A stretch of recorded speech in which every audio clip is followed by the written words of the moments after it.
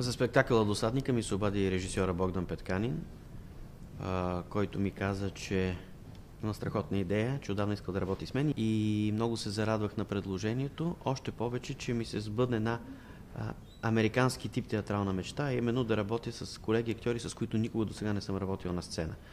Събираме се един екип на първа среща, започваме да работим и имаме този страхотен резултат, какъвто е "Досадника". Извинявайте много, но Луис ме обвинява, че аз говоря глупост. Глупост. Моля. Според мен Богдан ми се обади, защото нещо ме съжали, че не съм играл отдавна в театър. Първо, в комедия никога не бях играл. До сега само едни драми, едно чудо. И второ, театъра много ми беше залипсал. Аз не бях играл в театър от 5 години. Обади ми се Богдан Петканин, режисьора на този спектакъл. Много приятен човек, интелигентно момче. И ме покани да играя главната роля в спектакъла "Досадника". И тъй като аз вече съм работил с Богдан Петканин и му имам доверие, се съгласих от раз. Режисьора Петканин ме покани на обяд, което ми се видя съмнително, защото той е стиснат. Отидох и той вика: "Искам да изиграеш едно пиколо. Ролята е малка, но трябва да ме спасяваш." Викам: "Защо?" Защото артиста, който играе пиколото, ще играе жена. Викам: "Пиколото жена ли е?" Вика: "Не, мъж е." Викам: "Щом черпиш, ще играе." И така беше поканата. Вижте сега, направеното представление "Досадника" се оказа трудна работа, защото ние не можахме да имаме пълноценен процес.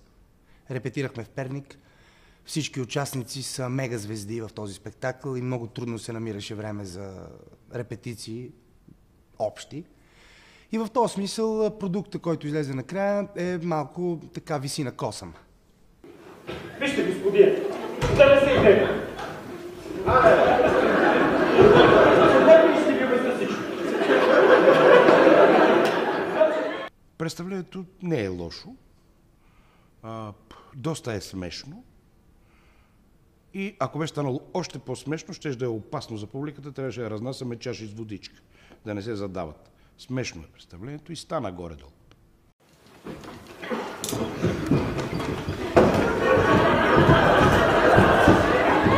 Къде бе?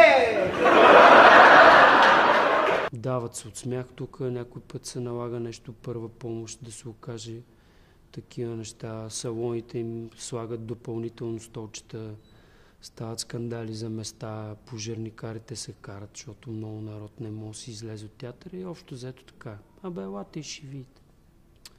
За колегите, какво да кажа, бях приел вече да участвам преди да разбера кои са колегите, за което горчиво съжалих, нали, после. Сега аз съм най-възрастен от актьорите. В представлението леко са лешпери, млади, но са амбициозни, професионалисти, защото всеки си натиска яко за ролята. Убих човек!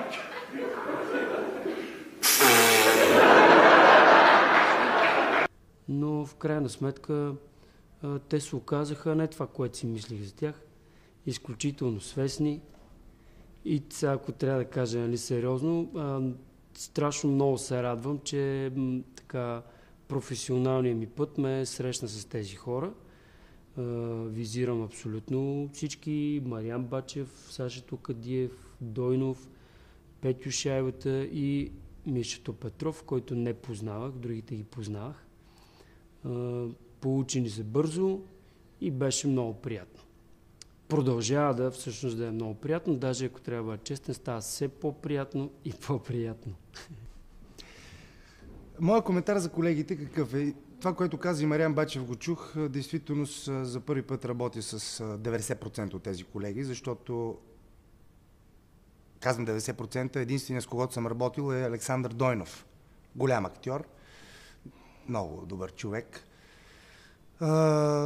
Така че ми беше интересно с новите колеги. Какво да ви кажа за тях? Добри момчета, професионални момчета, не всички, разбира се, с малки изключения. Много нямат хабер как става работата, но се стараят се.